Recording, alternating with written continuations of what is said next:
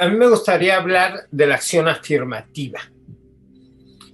Hemos platicado hasta este momento de la acción legislativa. Las diputaciones migrantes, que yo no sé si llamarles así, porque a mí me gustaría llamarles la representación de los mexicanos residentes en el exterior, porque para mí un diputado migrante se me hace un hombre que se la pasa corriendo de un lado hacia otro. Y corres exactamente igual desde Tijuana a la Ciudad de México que desde Los Ángeles a la Ciudad de México. Entonces, y a aquel no le llaman diputado migrante. Pero a mí me gustaría hablar del concepto de los mexicanos residentes en el exterior. Pero también tenemos que hablar de la acción afirmativa. La acción afirmativa, ¿quién la da? La da el Poder Judicial. Mientras la ley que crea estas diputaciones de mexicanos residentes en el exterior, con toda la complejidad, también existe la posibilidad de que el Poder Judicial otorgue, garantice ciertos derechos. Por supuesto, estos tienen una temporalidad. Y así fue como vimos nacer el día de hoy a los diputados federales por acción afirmativa migrante. Déjenme platicarles un poco la historia de cómo fue que sucedió esto. Inicialmente habían algunas acciones afirmativas que habían pedido grupos vulnerables, como fue el grupo de los indígenas, el grupo de las personas de diversidad sexual, el grupo de discapacitados, el grupo de afromestizos. Habían ellos pedido una acción afirmativa porque en ciertos distritos donde vivían fundamentalmente indígenas, curiosamente casi siempre eran mestizos los que salían representando a los indígenas.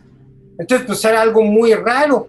Pues tienes un distrito con el 70% de demografía indígena y te sale un mestizo representando el distrito siempre. Y entonces se vio que habían grupos que estaban en vulnerabilidad. Y entonces estos grupos empezaron a pedir tener un equilibrio. Dentro de estos grupos tradicionalmente también tenemos el grupo de las mujeres, que hoy en día se pide una equidad total, que han sido movimientos que han traído eso. Pero aprovechando esa parte y de una forma muy inteligente, muchos compañeros activistas empezaron a plantear la idea de que los migrantes también éramos, o que los mexicanos residentes en el exterior, para hablar con propiedad, también éramos un grupo vulnerable y que debíamos de entrar dentro de esto. Pues bueno, empezó este cuento y el Consejo General del Instituto Electoral, del Instituto Nacional Electoral, dijo: señores, no existen las condiciones ni legales ni constitucionales para que ustedes puedan tener acción afirmativa. Por lo tanto, señores, ahí nos perdonarán, pero cuando cambiemos la ley, pues ahí los vamos a integrar probablemente para la próxima y los vamos a meter a otro grupo de estudio.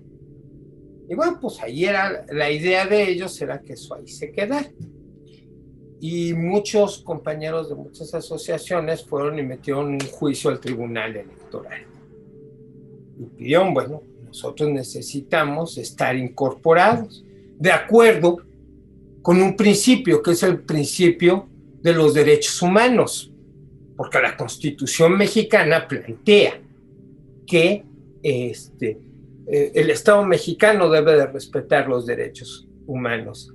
Y los acuerdos internacionales que el país había firmado, como es el Acuerdo de San José, plantea que a los migrantes se les deben de respetar los derechos políticos.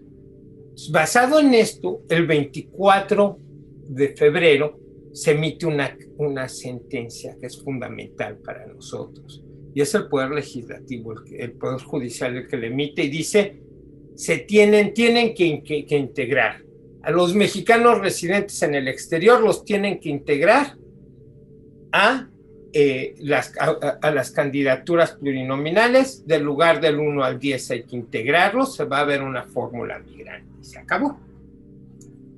Y bueno, pues llega la sentencia al Instituto Nacional Electoral. No sabían si los mexicanos en retorno o los mexicanos de allá que tuvieran un vínculo con organizaciones de migrantes o los mexicanos que vivían en el exterior. Y empezaron a hacer un caldillo ahí muy extraño y emiten un acuerdo diciendo que para integrar a estas acciones afirmativas migrantes se podía, una, o residir en el exterior, o dos, ser repatriado, ya sea legal, forzosa o voluntaria, o tres, con que fueras un mexicano que residiera en México y hubieras participado con los movimientos migrantes.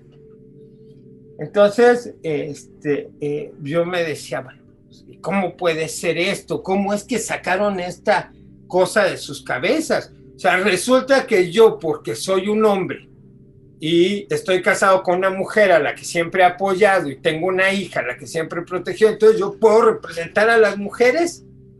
Pues no, a las mujeres las deben de representar a las mujeres. O sea, pues hay grupos. Y bueno, también dentro de esa discusión traían otra discusión ahí en el INE, que era el hecho de cómo le ibas a dar a un grupo vulnerable que no podía votar, cómo le ibas a dar la oportunidad de ser votados. O sea, esto es algo inaudito. ¿Cómo puedes darle a alguien que no puede votar, el hecho de ser votado? Y total que emitieron ahí un Frankenstein muy extraño, y cuando salió, muchas organizaciones, muchos compañeros deciden impugnar esto y deciden ir al Tribunal Electoral y plantearle no, solo los mexicanos residentes en el exterior pueden hacerlo. Y en ese sentido llegamos al 24 de marzo, que es una fecha para nosotros muy importante para aclarar estas cosas. Tenemos la sentencia del 24 de marzo, que en el punto específico dice: se modifica el acuerdo controvertido, el del INE, en el sentido de que únicamente residentes en el extranjero pueden ser postulados para cumplir con la acción afirmativa migrante. Punto. Se acaba la discusión. Y en ese sentido, es en el sentido que estamos ahorita en la acción afirmativa. Por supuesto que las acciones afirmativas son temporales. O sea, esto es un poder judicial que está solucionando problemas que el Poder Legislativo nunca ha querido solucionar por diferentes razones, como nos explicó Felipe. Si la presenta un diputado, los otros diputados ellos la querían presentar. Y si la presenta el gobernador, los de la oposición ya no la encuentran. Y si los presenta la oposición, pues el gobernador ya no quiere. Entonces, te meten en los batidillos que tradicionalmente entran en estos procesos legislativos, y ahí el Poder Judicial, no por su independencia, tiene la facultad de poder ayudar. Entonces, no solamente hay que pensar, y es lo que yo les plantearía, no solamente hay que pensar en lograr una acción legislativa, porque las acciones legislativas son complejas, complicadas, tienen que ver con el manejo del poder. Mientras las acciones judiciales, que si bien son temporales, te pueden permitir que entre la cuña para poder entrar a la otra parte. Entonces también habría que pensar la idea de una acción afirmativa en Michoacán por el respeto a los derechos políticos de los michoacanos residentes en el exterior. Tenemos un segundo problema. Y el segundo problema es un problema fundamental. Es el problema de la proporcionalidad. ¿Qué quiere decir proporcionalidad? A ver, ¿cuántos mexicanos residentes en el exterior hay? Bueno, nosotros tenemos claro que hay 12 millones de mexicanos que residen en el exterior. Más además hay 30 millones de mexicanos nacidos fuera del país, que también de alguna u otra manera habría que ver cómo integrarlos. Pero si tienes 120 millones de mexicanos y tienes a 12 millones de mexicanos residentes en el exterior, por proporcionalidad, hablar de un diputado que represente a este 10%, pues es desproporcionado, claramente desproporcionado. Entonces, cuando se hizo la representación en Zacatecas, que es el estado más avanzado que hay, ahora el Distrito Federal y, bueno, por supuesto Chiapas, lo lograron, pero a su vez tienes a 2 diputados que representan al 50% de la población que vive fuera del país, tienes a 28 diputados que representan a la mitad de la población y a 2 que representan a la otra mitad. Yo me pregunto si les pagan acorde, si trabajan acorde y si el voto de ellos vale más que el voto de los otros diputados, porque si tú representas al 50% o al 25%, mientras el otro solo representa el 12%, pues entonces, vamos, existe una desproporción en este sentido. Entonces, cuando planteemos en Michoacán, o cuando queramos pensar en Michoacán, esto hay que ver las diferentes alternativas. Primero, iniciar por una acción afirmativa que nos permita forzar el tema. 2, verdaderamente vamos a pedir una legislación para un solo diputado. O sea, las personas, los chilangos como ellos, o los citadinos que viven fuera del Distrito Federal, en el exterior, solamente merecen un diputado, es proporcional. Esas son las grandes preguntas que traemos. Sí, se necesita empezar por algo y es valiosísimo y tiene mucho trabajo, pero hay que tener muy claro el sentido de la proporcionalidad en el momento en que diseñemos. Como dijo el Chicharito, si vamos a soñar, pues soñamos. Ustedes ya saben la otra parte de la frase, ¿no? O sea, pensemos, pero no pensemos siempre en chiquito. Hay que pensar en algo más grande y utilizar todas estas son herramientas, tanto al Poder Judicial como al Poder Legislativo. Esas son dos poderes que cada uno nos puede ayudar en una de estas partes. El Poder Judicial te va ayudando y resolviendo los problemas que te va generando el Poder Legislativo o los problemas que te va generando el propio Instituto Nacional Electoral. Vamos a tener que continuar definiendo la acción migrante. O sea, y esta acción afirmativa migrante la está definiendo el Tribunal Electoral, quien nos va a establecer cuestiones relativas a los vínculos, etcétera. Entonces, tenemos que ir con el tribunal a terminar de perfeccionar esta parte, y eso es por medio de impugnaciones. Es importante que esta sea una agenda transversal, pero permítanme explicarles algo.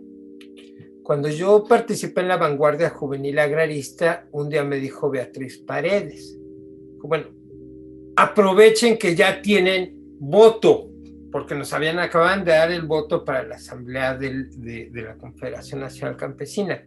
Y nosotros les seguíamos pidiendo a ella una serie de cosas, y me dijo, bueno, aprovechen que ya tienen voto.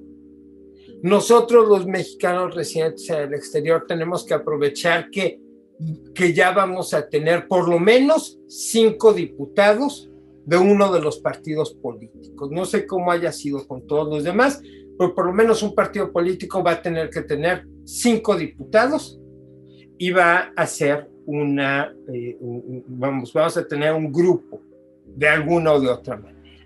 Yo espero que todos los otros partidos se hayan metido a candidatos en posiciones que puedan entrar, pero de alguna o de otra manera ya tenemos ese voto. 2, tenemos el voto electrónico.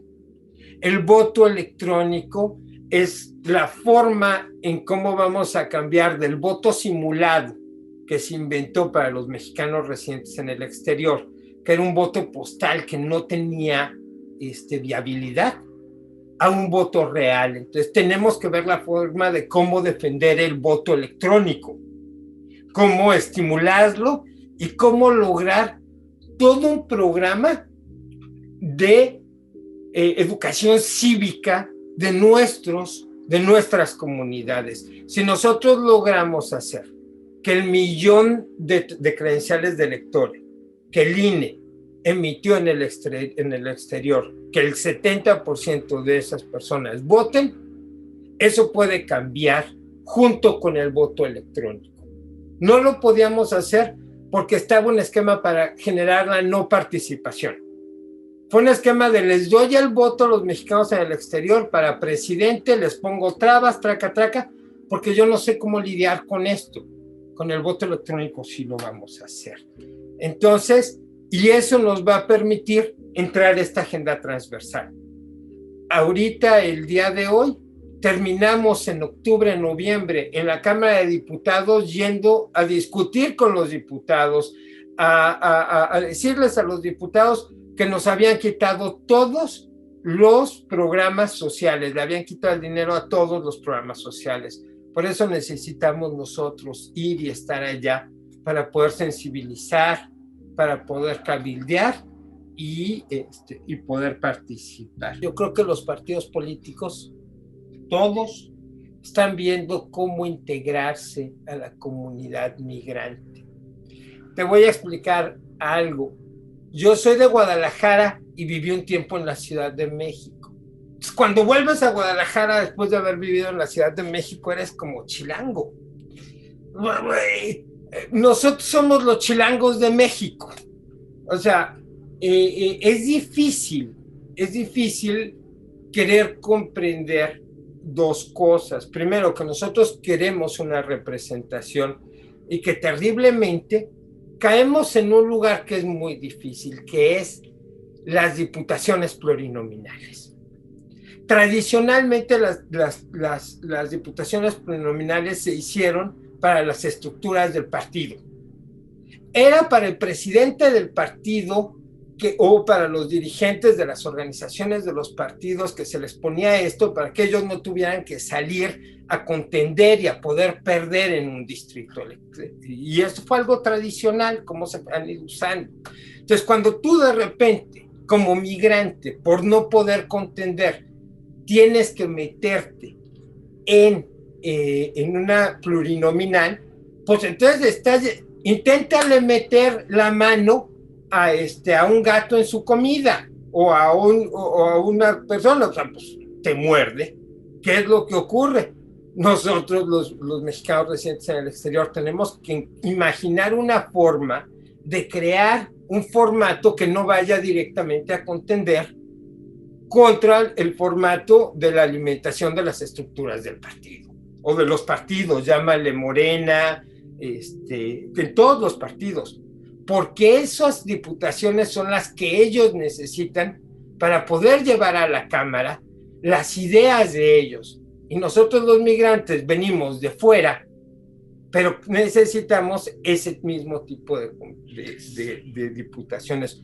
Por eso yo creo que mientras no nos salgamos de la idea de meternos en las diputaciones plurinominales, en las circunscripciones de ellos, no va a ser posible que avancemos. O sea, va a ser imposible. Tenemos que crear una sexta circunscripción o algo donde nosotros no compitamos contra ellos.